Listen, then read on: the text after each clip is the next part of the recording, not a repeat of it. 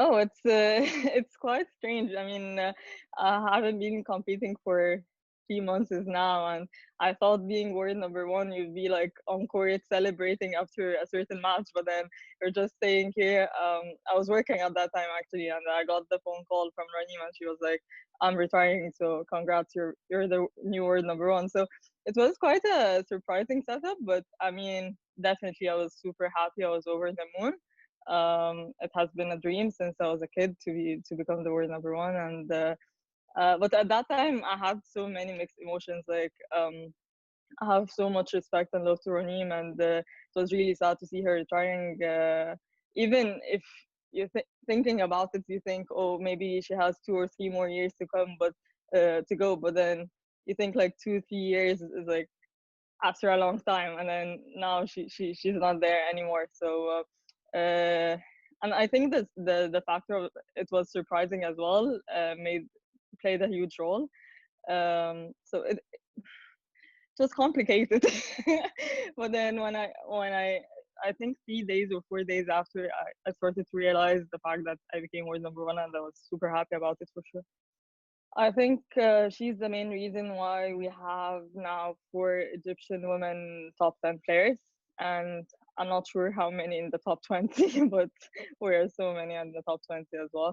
Uh, Egypt, Egypt was good at the men's game, but I mean for the women's game, it really started with Omnia at first, and then Raneem just came there, and she was like, "Yeah, why not? An Egyptian woman can become a world number one." So I feel like she was like a role model for so many girls, and she had a huge impact on the junior girls, especially that she has a very special character, and she's really genuine on and off court. So she's a very special person, and I think everyone loves her around there.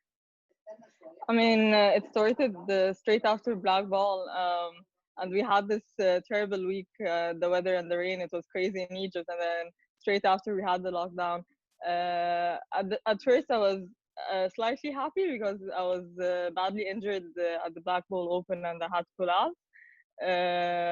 But then I got my university. The classes were suspended as well, so after 2 or 3 weeks, I was like, "Oh, that's really strange. I'm not doing anything." Uh, and it was getting really serious in Egypt, so everything was it was very strict. Like the lockdown was very strict. Everyone was staying at home, and we stayed like this, I think, for 2 months at least. So yeah, I mean, I didn't have that much of a free time, honestly, because and I felt very lucky that we had this lockdown during my thesis project, because the workload was really heavy, and I had to work a lot on it. Uh, yeah, but spending more time with family was definitely a bonus.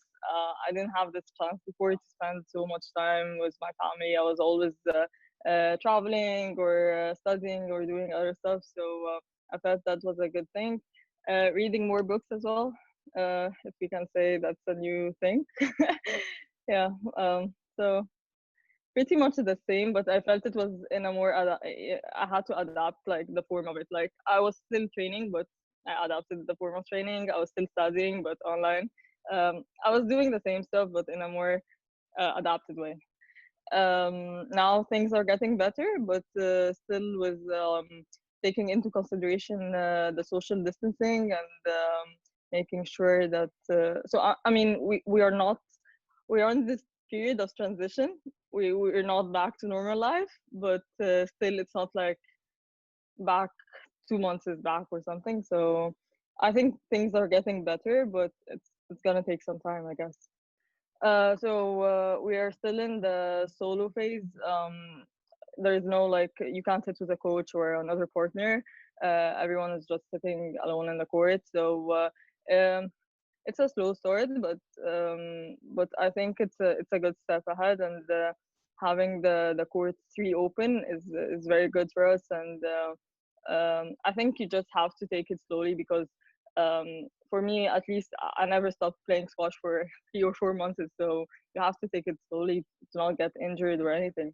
I mean, the question should be, what will life be after COVID-19? I mean, not only squash, definitely squash would be affected for sure, but For me, it's more about the form of the spectators, how people are going to watch squash matches. I mean, we are individual sports, so you just have two players on court, so it's manageable to have the test before the matches and everything. But I mean, like the setup and the spectators, having 500 or 600 people watching a squash match, uh, I'm not sure when would that be possible to get back to this form of viewing.